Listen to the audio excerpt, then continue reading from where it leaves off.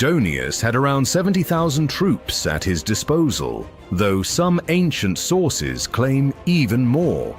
His mission was simple: finish what Xerxes started and bring Greece to its knees. The Persians occupied central Greece throughout the winter of 480 to 479 BC. They controlled Thebes, which had sided with them. They had cavalry, archers, and seasoned infantry. Mardonius even tried diplomacy, offering the Athenians generous terms if they would switch sides. The Athenians refused. They knew what Persian rule meant, and they weren't interested. The Greeks faced a desperate situation. Their cities were divided, their armies were scattered, but they managed to pull together a coalition force. At its core were the Spartans, sending out their full strength of hoplites along with their helot servants who fought as light infantry. The Athenians contributed around 8,000 men. Smaller contingents came from Corinth, Megara, and other city-states. Command fell to Pausanias, the Spartan regent. He was young, probably in his 20s, acting as regent for his cousin who was too young to rule. Nobody expected him to be a military genius, but he understood Spartan warfare, and he understood the stakes. The battlefield itself played a crucial role. Plataea sits in Boeotia, near the border with Attica. The area features rolling hills, a river called the Asopus, and relatively open ground. This terrain favored the heavily armored Greek hoplites over the lighter Persian infantry, but it also gave the Persian cavalry room to operate. The Greeks initially took position on the slopes of Mount Cithaeron, which gave them high ground and protection from cavalry charges. The Persians camped on the other side of the Asopus River. For days, neither side wanted to attack. Mardonius didn't want to assault uphill into prepared positions. Pausanias didn't want to come down and face the Persian cavalry on open ground. This standoff lasted nearly 2 weeks. Both armies were massive, and feeding them became a nightmare. The Persians had supply lines, but they were vulnerable. The Greeks depended on convoys coming through the mountain passes. Mardonius sent his cavalry to raid these supply lines, and they had some success, cutting off Greek provisions and even destroying one major convoy. The Greeks were getting desperate. Their position was strong defensively, but they couldn't stay there forever without food. Pausanias made the difficult decision to withdraw during the night to a position closer to Plataea itself, where they could better protect their supply routes. Here's where things got messy. Moving an army of 40,000 or more men in the darkness is chaos under the best circumstances. The Greek withdrawal turned into a confused mess. Different contingents got separated. Some units ended up in the wrong positions. The Athenians and Spartans, the two strongest components of the army, ended up split apart with significant distance between them. Dawn broke on what would be the day of battle. Mardonius saw the Greek army scattered and disorganized. This was his moment. The disciplined formation the Greeks relied on had broken down. Their flanks were exposed. He ordered an immediate attack. The Persians came on fast. Mardonius threw his cavalry forward first, harassing the Greeks and preventing them from reforming properly.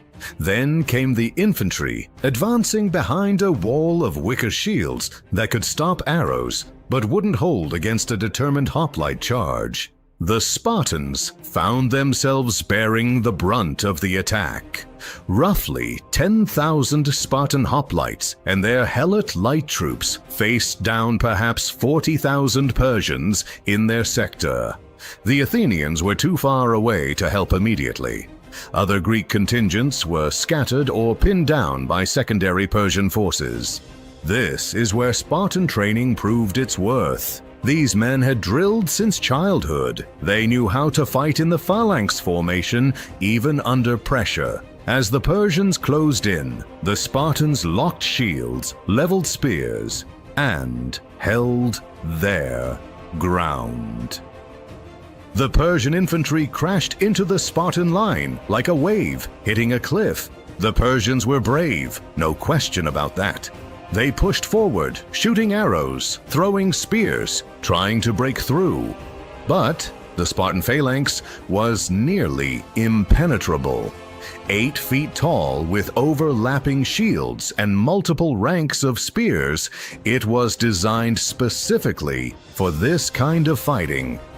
The Persians couldn't match the Greeks in close combat. Their armor was lighter, their weapons were shorter. When it came down to pushing and stabbing in tight formation, the heavily armored hoplites dominated. The front ranks of Persians fell, and those behind stumbled over the bodies. Mardonius himself rode into the thick of the fighting, trying to rally his troops.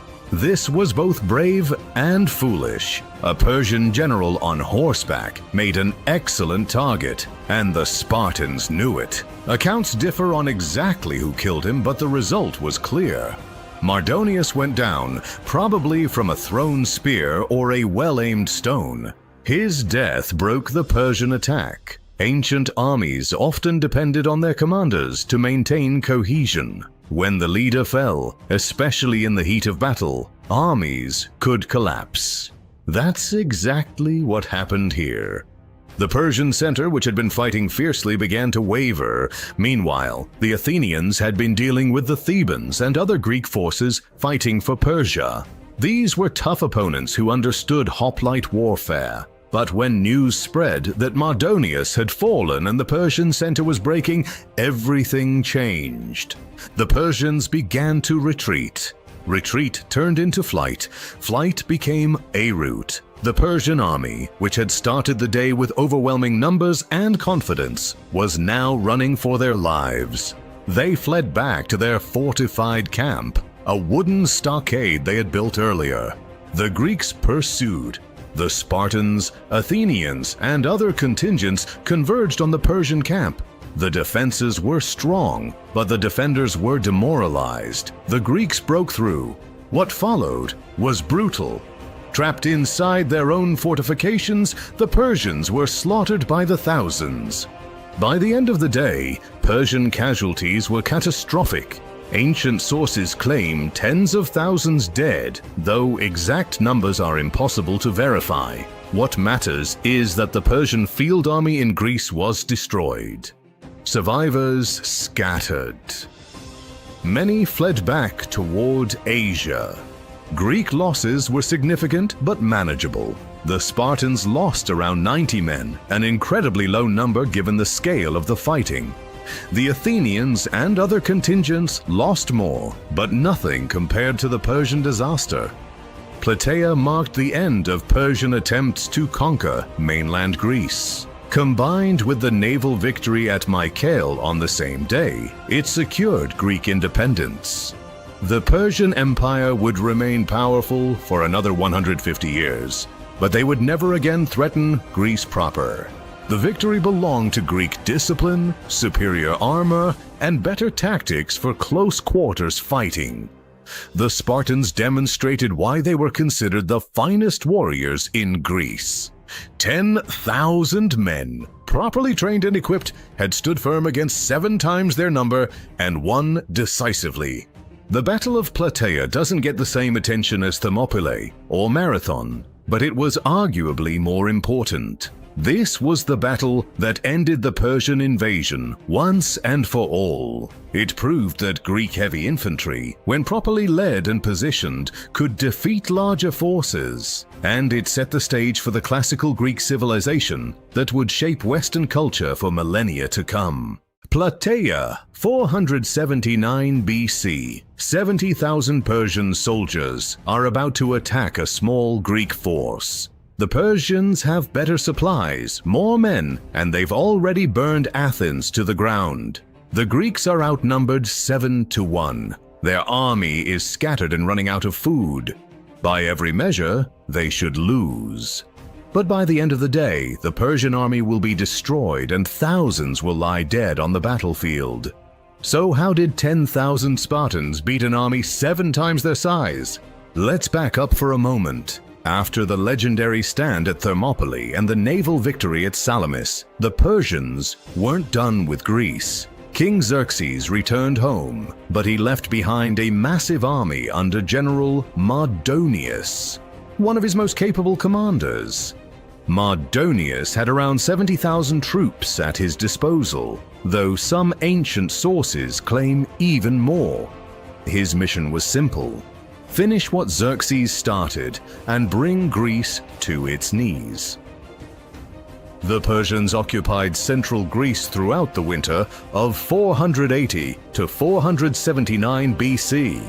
They controlled Thebes, which had sided with them. They had cavalry, archers, and seasoned infantry. Mardonius even tried diplomacy, offering the Athenians generous terms if they would switch sides. The Athenians refused.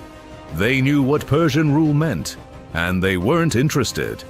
The Greeks faced a desperate situation. Their cities were divided, their armies were scattered, but they managed to pull together a coalition force.